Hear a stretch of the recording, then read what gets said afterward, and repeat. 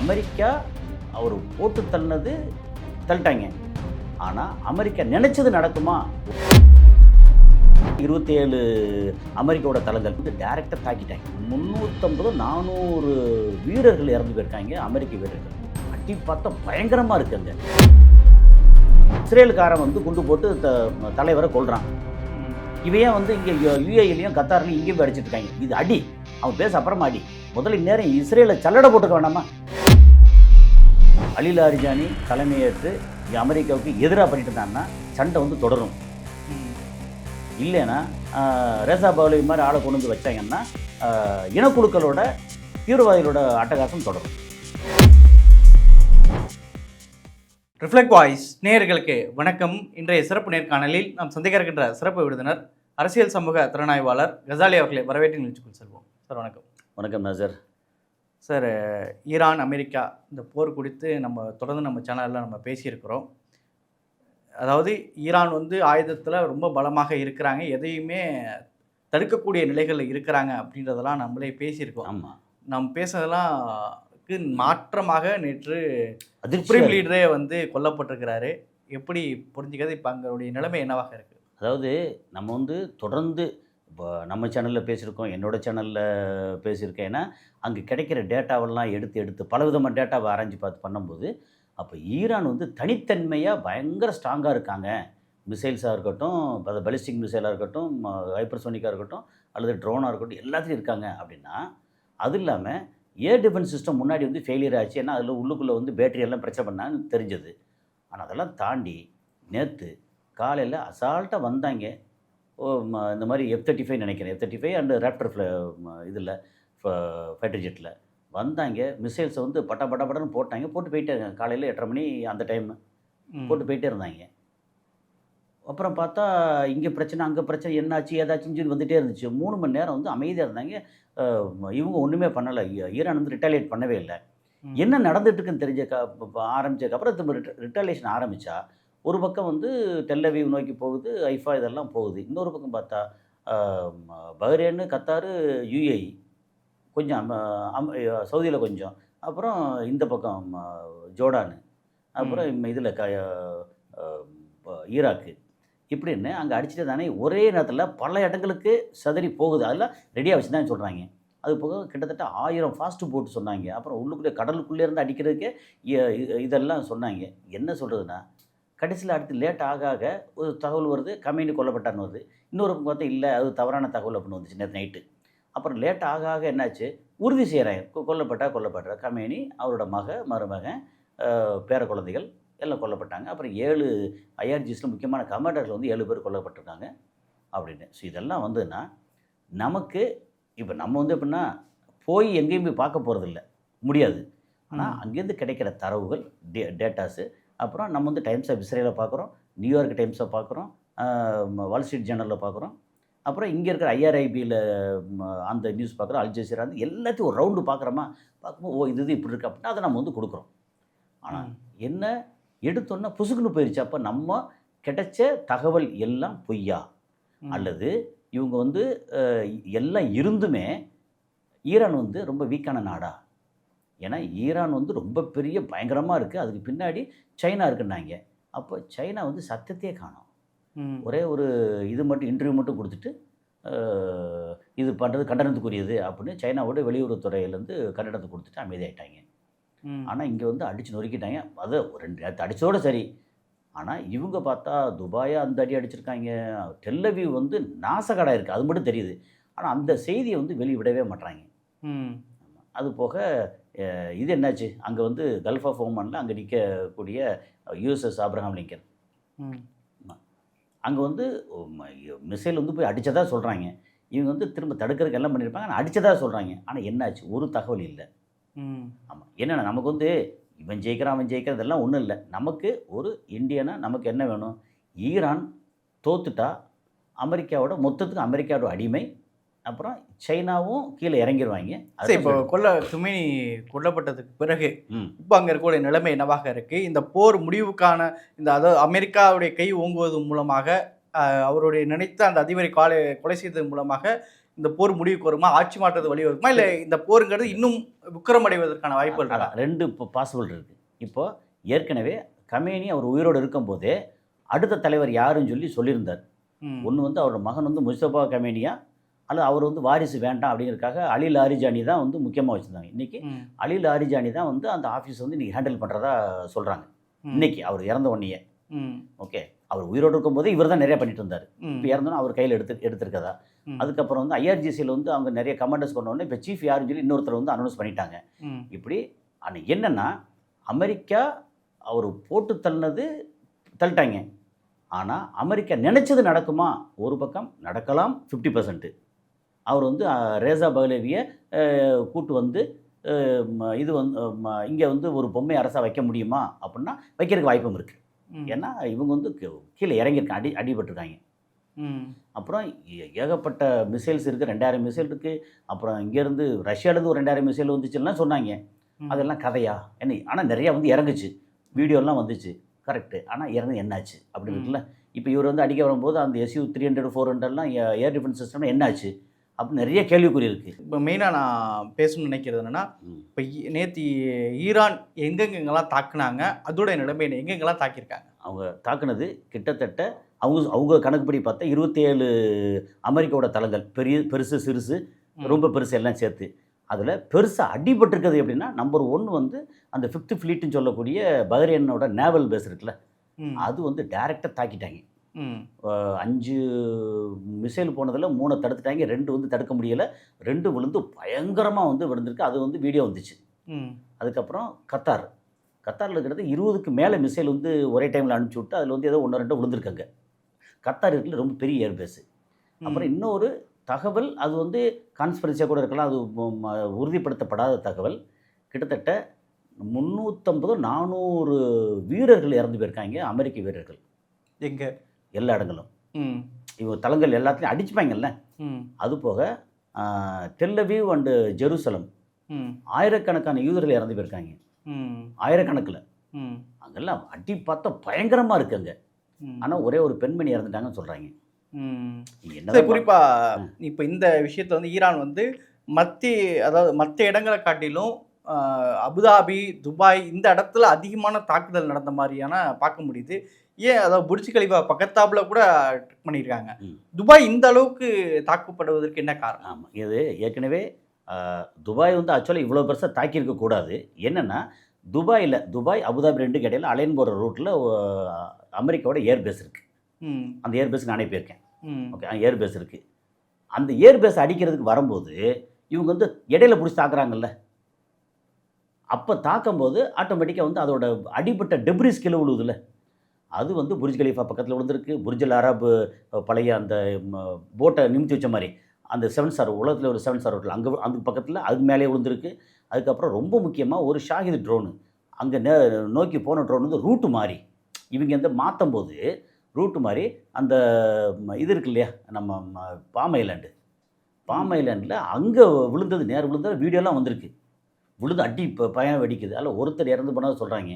அது போக ஷார்ஜாவில் விழுந்திருக்கு, உம்மல்கேல் விழுந்திருக்குன்றாங்க. அது போக ஜபலலி போர்ட்டு, அப்புறம் துபாயோட ஏர்போர்ட் வந்து இண்டஸ்ட்ரியல் ஏர்போர்ட் ரொம்ப பெருசு. இந்த ரீஜனுக்கே வந்து அதுதான் வந்து சேஞ்ச் ஓவர் பாயிண்ட். அது அங்கே விழுந்திருக்கு. அங்கெல்லாம் கனடியான உடஞ்சி இங்கே பார்த்தா மொத்தத்துக்கு ஸ்டாப் பண்ணி வச்சுருக்காங்க. துபாய் வந்து மொத்தத்துக்கு ஒர்ஸ்ட் அஃபெக்டட். அபுதாபி அவளை இல்லை. அபுதாபி அந்த சைடில் இது அபுதாபி ஏர்போர்ட்லேருந்து ஒமான் ரூட்டு போகிறது இருக்கு இல்லையா, அங்கே தான் வந்து அது இங்கே அலைன் ரூட்டு, அங்கே ஒமான் ரூட்டு, அங்கே தான் அமெரிக்காவோட ஏர்பேஸ் இருக்குது. அந்த பேஸை நோக்கி வரும்போது இடையில தடுத்தானே விழுமுலுக்கு இல்லை, அதுதான். ஆனால் நேரடியாக அட்டாக் வந்து துபாய்க்குள்ளேயும் பண்ணலை, அபுதாபிக்குள்ளேயும் பண்ணலை. ஆனால் அந்த பேஸுக்கு பண்ணுறாங்க, இடையில அடிக்கும்போது கீழே விழுகுது. ஆனால் துபாயோட அதை திரும்ப பெருசாக இல்லை. இப்போ நம்ம இன்றைக்கி கூட இப்போ பேசுகிறதுக்கு 1/2 மணி நேரத்துக்கு முன்னாடி கூட நம்ம நண்பர் துபாயிலேருந்து பேசிகிட்டு இருந்தார். நேற்று நைட்டெல்லாம் பயங்கர சத்தம் கேட்டுக்கிட்டே இருந்துச்சு. இப்போ சுத்தமாக சத்தமெல்லாம் இல்லை, எந்த விதமான ட்ரோனும் இல்லை, மிசைல் எதுவுமே இல்லை. நேற்று விடிய நடந்துடுச்சு. இப்போ வந்து கத்தாரை அடிச்சிட்டு இருக்காங்களாம். இப்போ இந்த மாதிரி நடக்குதில்ல. Worst affected Dubai. அபுதாபி பெருசாக இல்லை. துபாயோட எக்கானமி இப்போ என்ன நடக்கும்னா, இருக்கிறது ஒன்றும் ஆகலை. அங்கே கண்ணாடி உடஞ்சிருக்கு, இது உடஞ்சிருக்கு, அங்கே போயிருக்கு, ரோடு லேசாக பேர்ந்துருக்கு அப்படின்னா அதெல்லாம் சரி பண்ணிடுவாங்க உடனே. ஆனால் மக்களோட நம்பிக்கை எடுக்கணும்ல. அது வந்து இப்போ நினச்சா இவங்க வந்து அடித்தாங்கன்னா என்ன நடக்கும்னா, இங்கே ஒரு கட்டமைப்பான ஒரு ஸ்ட்ராங்கான அரசு வந்து அமைஞ்சிச்சுன்னா மக்கள் வந்து எல்லாம் ஃபாலோ பண்ணுவாங்க. இல்லை அமெரிக்காவோட கைக்கூலி ஒருத்தர் வந்து உட்காந்தா இந்த பக்கம் வந்து நீ அங்கே பிடிக்காதவங்க இருப்பாங்கல்ல, அவங்க பூரா வந்து முரண்டு பிடிச்சி ஆளாளுக்கு அடிக்க ஆரம்பித்தாங்கன்னா துபாயும் அஃபெக்ட் ஆகும். ஏன்னா இந்த மாதிரி அந்த அவங்க பாஷையில் வந்து டெரரிஸ்ட் குரூப் இருப்பாங்க, தீவிரவாதிகள். தீவிரவாதிகள் வந்து ஒரு 10 குழு 15 குழுன்னு சொல்லி அங்கே ஈரானில் ஃபுல்லாக வந்துடுவாங்க. இப்போவே துபாய் வந்து அஃபெக்டட், ஓரளவு அஃபெக்டட். அபுதாபி வந்து அவ்வளோ அஃபெக்ட் இல்லை, அப்படி லேசாக அஃபெக்ட் ஆனால் கூட அவங்க வந்து எண்ணெய் இருக்குது. துபாய் வந்து எண்ணெய் இல்லை. ஓகே, மேபி ரொம்ப ரொம்ப கம்மி, 1.5% அதோட ஜிடிபியில். அதனால் அதை வச்சு அவங்க ஒன்றும் செய்ய முடியாது. டூரிசம் அண்டு சர்வீஸ் அவங்களுக்கு மெயினாக. அப்போ டூரிசம் வந்து இப்போ உடனே வரல, ஏதாவது பிரச்சனை இப்போலேருந்து இந்த ஒரு மாதத்துக்கு டூரிசம் வரலன்னு வச்சுங்களேன், அவங்களுக்கே பொருளாதாரம் வந்து கொஞ்சம் ஆடும். அதே மாதிரி வெளியிலேருந்து இன்வெஸ்ட் பண்ண வருவாங்கல்ல. இப்போ நம்ம வந்து லட்சுமி மிட்டல் வந்து நேராக நயா ஐலண்ட்லாம் இன்வெஸ்ட் பண்ணியிருக்கிறாரு எக்கச்சக்கமாக, யூகே க்ளோஸ் பண்ணிவிட்டு. அப்போ வரும்போது என்ன, இத்தனை பில்லியன் டாலர் இவ்வளோ கொண்டு வரேன் அப்படின்னா, இப்போ இந்தியாவில் வந்து ஒருத்தர் கையில் நிறையா இருக்குது, நான் துபாயில் போய் செட்டில் ஆக போகிறேன். இப்போ நமக்கு இங்கே வந்து நம்ம நடிகைகள் எக்கச்சக்கமாக அங்கே செட்டில் ஆகிறாங்கல்ல, அது மாதிரி நிறைய பணத்தோடு போய் செட்டில் ஆகிறேன்னு வச்சுக்கலேன். பணத்தை வச்சுட்டு அங்கே போனோம்னா நான் ஏதாவது ஒன்று பிரச்சனை வந்துருச்சு என்ன பண்ணுறது அப்படின்னு அங்கே வந்து இன்வெஸ்ட்மெண்ட் குறைஞ்சிரும். அப்போ பொருளாதாரம் உண்மையிலே ஆடி போயிடும். துபாய் வந்து கட்டமைப்பில் பேஸ் இல்லை அது. இப்போ ரஷ்யா வந்து இந்த ரொம்ப எதிர்பார்க்கப்பட்டது. இப்போ ரஷ்யா வந்து இந்த கூட்டத்தை கூட்டியிருக்காங்க, எல்லா நாடுகளையும் ஒருங்கிணைந்து ஒரு பேச்சுவார்த்தையை கூட்டியிருக்கிறாங்க. இப்போ ரஷ்யா வந்து இந்த பேச்சுவார்த்தைகளில் மூலமாக என்ன செய்ய வரும்? இப்போ ரஷ்யா இந்த போருக்குள்ள இன்வால்வ் ஆக வாய்ப்பு இருக்கா? இந்த பேச்சுவார்த்தை ஒரு சுமூக நிலை கொண்டு வருமா? ஒன்றும் நடக்காது. நம்ம ஒரு படத்தில் வந்து இவர் ஆர் சுந்தரராஜ் சொன்ன மாதிரி தான், கையில் ஒரு பேப்பர் கொடுத்து அதில் ஒன்றும் இல்லை தூக்கி கீழே போடு அப்படின்ற மாதிரி தான். இவங்க வந்து இவ்வளோ அடியே அடிச்சிருக்காங்க, அயத்துல்லா கம்பெனி கொண்டிருக்காங்க, எல்லாம் பண்ணியிருக்காங்க. ஒரு இதில் லேசாக ஒரு கண்டனம் மட்டும் தெரிவிச்சுட்டு கண்டம் பண்ணி விட்டுட்டு அப்படியே வந்து அமைதியாக வந்து கூட்டத்தை கூட்டுறாங்க. என்னத்தை செய்ய போகிறாங்க? அப்புறம் ரஷ்யாவை விட அதிகமாக எதிர்பார்க்கப்பட்டது யாருக்காக இந்த போர்? ஈரானுக்காக போர் இல்லை. அது ஆக்சுவலாக இந்த போரே வந்து சைனாவுக்கான போர். இது சைனாவுக்கு பெட்ரோலியம் கொடுக்கக்கூடாது. அப்போ என்ன சொன்னாங்க, நீ சொன்னதுக்கெல்லாம் நான் ஒத்துக்கிறேன், உங்கள் கம்பெனியை வரட்டும், நான் வந்து உங்களுக்கும் நான் அக்ரிமெண்ட் போட்டு பண்ணுறேன். என்னத்தை சொன்னாலும் இல்லை, ரெஜிம் சேஞ்ச் இது பண்ணோம். ஏன்னா சைனா வந்து சைனாவுக்கு கொடுக்கறது வந்து அவங்க கொடுக்குறான்னு சொல்கிறாங்க. என்ன சைனா கொடுப்பேன்றாங்க. ஆமாம், அப்படிங்கும்போது என்னென்னவோ பண்ணி பார்த்தாங்கல்ல, சைனா என்ன பண்ணுறாங்க? அப்போ சைனாவை நம்பினா அதோ கதி தானா அப்படின்னு ஒரு கேள்வி வருதுல்ல. அப்போது சைனா வந்து ஒரு நம்பிக்கைக்குரிய நாடு இல்லை. இப்போது இஸ்ரேலுக்கு ஏதாவது ஒரு சின்ன பிரச்சனை வர்றதுக்கு முன்னாடியே இந்த கப்பல், இங்கே ஒரு கப்பல், அங்கே ஒரு கப்பல், இதுக்கு ஒரு துணைக்கு ஒரு 20 கப்பல், அங்கே துணைக்கு 30 கப்பல், அதுக்கப்புறம் இருக்கிற மற்ற எல்லா பேஸ்லேயும் வந்து ஏகப்பட்டது F-35 ராப்டர் அதுஞ்சு எல்லாத்தையும் நிறைச்சி வச்சு வெயிட் பண்ணுறாங்கல்ல. அங்கே ஏதாவது இன்னும் கொஞ்சம் ஜாஸ்தி அடி விழுந்தால் அமெரிக்கா உள்ளே இறங்குறாங்கல்ல. அந்த மாதிரி சப்போர்ட்டுக்கு சைனா இல்லை. அவனோட நலன் அவனது மட்டும். ரஷ்யாவும் இல்லை. ரஷ்யா வந்து இருக்க முடியாது. காரணம், அவன் ஏற்கனவே அடிபட்டு கிடக்காங்க. அங்கே உக்ரைன் நேட்டோ அகேன்ஸ்டாக அடிபட்டு கிடக்காங்க. ஓரளவுக்கு மேலே ரஷ்யாவில் வர முடியாது. நம்ம எதிர்பார்க்குறது வந்து இந்த போர் வந்து ரஷ்யாவுக்காக இல்லை. அந்த போர் இங்கே ஈரான் அடிக்கிற போர் வந்து ரஷ்யாவுக்காக இல்லை, சைனாவுக்காக, இந்தியாவுக்காக இல்லை. ஏன்னா இந்தியா வந்து இங்கே அங்கே வாங்கன்னு சொன்னால் வாங்கலை. இந்தியா வந்து ஏதோ நம்ம நேரடியாக இஸ்ரேல் அண்ட் அமெரிக்காவோட இணக்கமாக போயிட்டோம். ஸோ இந்தியாவுக்காக இல்லை, முக்கியமாக வந்து சைனாவுக்கான போர். அப்போ போர் அப்படின்னா யாருக்காக ஏற்றுக்கிட்டு ஒருத்தர் சண்டைக்கு போகிறான்னா, சண்டை போட்டு அடி வாங்கிட்டு இருக்கும்போது இவன் வேடிக்கை பார்த்து என்ன ஆகும்? அவன் வந்து இதை J-20 கொடுக்குறான், இதை கொடுக்குறான், அதுக்கு இப்படி தண்டா தஸ்கான்னு எக்கச்சக்கமாக வந்து இறங்குச்சு. அதெல்லாம் அவன் வீடியோ வந்துச்சு. அப்போது என்ன நடந்திருக்கு? ஒன்றுமே வேலை செய்யலை. எடுத்தோன்னே ஸ்ட்ரெயிட்டாக வந்து அயத்துல்லா கம்பெனியை போட்டு தள்ளிட்டாங்க. அப்போது சைனாவோட அந்த எக்யூப்மெண்ட் எல்லாம், அந்த வெப்பன்ஸ் எல்லாம் சரியில்லையா? இவங்க சொன்ன அளவுக்கு போச்சு. ஆமாம், அது வெறும் பொம்மை கார் மாதிரி, பொம்மை இது மாதிரி. அப்புறம் அதெல்லாம் பரவாயில்ல, SU-300 400 பயங்கர வலிமையானு சொன்னாங்க. அவங்க அடிக்க வந்தாங்கல்ல, இத்தனை இது போட்டாங்கல்ல, அங்கேருந்து ஒரு இதையாவது வந்து ரிட்டாலியேட் பண்ணி அங்கே மேலே அடித்தாங்க. இப்போ டெலிவரி அடிக்கும்போது பார்த்தா மேலே பூரா அடிச்சுக்கிட்டு இருக்காங்க. 10க்கு 8 அடிச்சிட்றாங்க, 2 கிலோ விழுவுது. UAE பார்த்தீங்கன்னா வரிசை அடிக்கிறாங்க, அடிக்கிற டெப்ரிஸ் தான் கீழே விழுவுது, ஒன்று கூட கீழே விழுவல. UAEயில் பயங்கர ஸ்ட்ராங்காக இருக்குது. இதில் பஹ்ரைனில் தான் வந்து 2 கீழே விழுந்துருச்சு, கத்தாரில் கீழே விழுந்துருக்கு. ஓகே, இவங்க என்ன நடந்துச்சு? இங்கே வந்தாங்களா, அதுக்கப்புறம் அடிக்கவே இல்லை. இவங்க ரேஞ்சுக்கு வந்து திரும்ப இஸ்ரேலோ அமெரிக்காவோ அடிக்க ஆரம்பித்தா இந்நேரம் ஈரானை வந்து சல்லடை போட்டிருப்பாங்களே. அப்போ இவங்களோட ஏர் டிஃபென்ஸ் சிஸ்டமோ அல்லது இவங்க வெப்பனோ இவங்க சொன்ன அளவுக்கு ஸ்ட்ராங்காக இல்லையா? அல்லது இவங்க வந்து மொத்தத்துக்கு ரொம்ப பயங்கரமாக பூஸ்ட் பண்ணி வச்சாங்களா? இல்லை இவன் வந்து என்ன சொல்லுறாங்கன்னா, இவர் ட்ரம்ப் என்ன சொன்னாருன்னா, அவரோட மூவ்மெண்ட்டு ஃபுல்லாக வந்து நாங்கள் கவனிச்சுக்கிட்டே இருந்தோம். சொல்லப்போனால் என்ன, அவர் எங்கே இருந்தாலும் அவர் ஒரு சட்டையை போட்டாலே சட்டை பட்டனுக்குள்ளே வந்து ஏதாவது ஒரு ஜிபிஎஸ் மாதிரி சின்னதை வச்சு விட்டு கூடவே எங்கே போனாலும் கூடவே இருக்கிற மாதிரி வந்திருப்பாங்களே, என்ன வேணாலும் பண்ணியிருப்பாங்க. ஏன்னா உளவு ஆட்கள் வந்து அங்கே எக்கச்சக்கமாக நிறைஞ்சிருந்தாங்க. சரி சார், இந்த போருடைய அடுத்த கட்டம் என்னவாக நடக்கும் சார்? ரெண்டு விஷயம்தான். ஒன்று, அலி லாரிஜானி தலைமையேற்று அமெரிக்காவுக்கு எதிராக பண்ணிட்டு இருந்தான்னா சண்டை வந்து தொடரும்.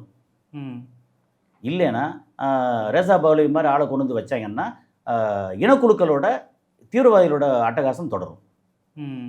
என்னென்னா இன்னும் ஈரான் நாசமாக போகும். இந்த அலி லாரிஜானி தலைமையில் இவங்க ஐஆர்ஜிசி ரொம்ப ஸ்ட்ராங்காக இன்னும் கையில் நிறைய எக்யூப்மெண்ட் வச்சுருக்காங்க, அது மட்டும் தெரியுது. அதை வச்சு இஸ்ரேலை வந்து தரமட்டமாக்குனாங்கன்னா ஒரு வாய்ப்பு இருக்குது. அந்த தரமட்டமாக்குனா இங்கே இதையும் ஈரானையும் தரமட்டமாக்கிடுவாங்க.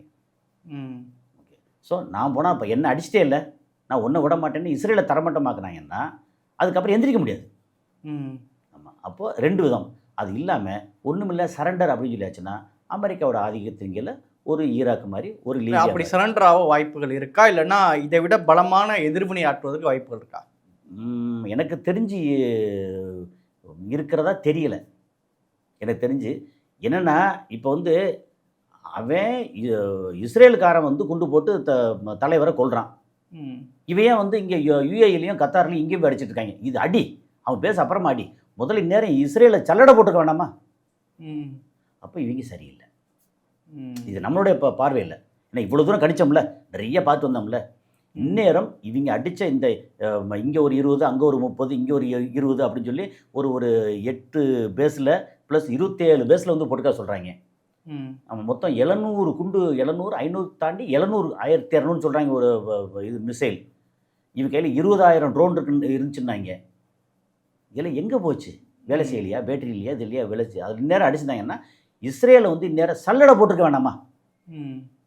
டெல்லவியூ அடிச்சிருக்காங்க. அவன் திருப்பி அடிக்கிறான். டெல்லவியூ வந்து நிறைய அடிபட்டுருக்கு இப்போது. அதில் ஆயிரக்கணக்கான பேர் இறந்து போயிருக்கா சொல்கிறாங்க. ஆனால் கரெக்டான தரவுகள் இல்லை. ஆனால் அடித்ததை பார்த்தா ஒரு ராக்கெட் வந்து ஒரு மிசைல் கீழே விழுகுதில்ல, ஏவுகணை ஒரு இது விழுந்துச்சுன்னா குறைஞ்சபட்சம் வந்து 50லேருந்து 100 பேர் செத்துருப்பாங்க அங்கே. அப்படி எத்தனை விழுந்தது தெரியுமா? ஏகப்பட்டது விழுந்துகிட்டே இருக்குது. டெல்லவியூ வந்து திரும்ப எந்திரிச்சு வர்றது இருக்குல்ல, அது வந்து கஷ்டப்பட்டு எந்திரிச்சு வரணும், அந்தளவு தான் இருக்குது. ஆனால் என்ன நடக்கும்னா இதுக்கப்புறம் எதிர்காலம் சைனாவுக்கு இல்லை, முடிஞ்சு போய் சைனா வந்து அவனுக்கு கப்பம் கட்ட வேண்டிய ஒரு சூழல் வரலாம். இல்லை இன்னும் வந்து சைனாவை நம்பி அங்கே இருக்கிறவன் வந்து அமெரிக்காவுக்கு எதிராக இல்லை, நான் எதுக்கு இப்போ அமெரிக்கா எதிராக இருக்கணும், நான் அலி லாரிஜானியே வந்து ரைட்டு ஓகே நம்ம பேச்சுவார்த்தை வந்துடுவோம், சமாதானம் வந்துடும் அப்படின்னு சொல்லிட்டாங்கன்னா உனக்கு என்ன உண்டு, நான் கப்பம் கட்டிக்கிறேன் அப்படின்னு சவுதி அரேபியா வழியில் யுஏஇ வழியில் ஈரானும் அங்கே போகிறதுக்கான வாய்ப்பும் இருக்குது. சொல்லவே முடியாது. எதிர்த்து நின்று ஏன் வந்து வீணாக போகணும்? பசி பட்டினி அடி கொலைன்னு ஏன் போகணும்? ஏன்னா அவங்க எதிர்த்துன்னு இப்படி பண்ணாங்கன்னா இனக்குழுக்கள் ரொம்ப ஸ்ட்ராங் ஆயிடுவாங்க. இப்போ வந்து இது வரைக்கும் இனக்குழுக்கள் ஸ்ட்ராங்காக இல்லைல்ல, உள்ளுக்குள்ள இருந்தால் கூட ஸ்ட்ராங்காக இல்லைல்ல, இது ஆயிடுவாங்க. இது வந்து கரெக்டாக கணிக்கவே முடியாத வந்து ஒரு இக்கட்டான சூழல் இருக்குது அப்படி சொல்லலாம். சரிங்க சார், நம்ம இந்த போர் குறித்து தொடர்ந்து பார்க்குறோம். இன்றைக்கு அதோடைய விஷயங்கள் நடந்திருக்கு. மேற்கொண்டு என்னங்கிறத பொறுத்து வந்து பார்க்கலாம். கருத்துக்கு நேரத்துக்கு மிக நன்றி.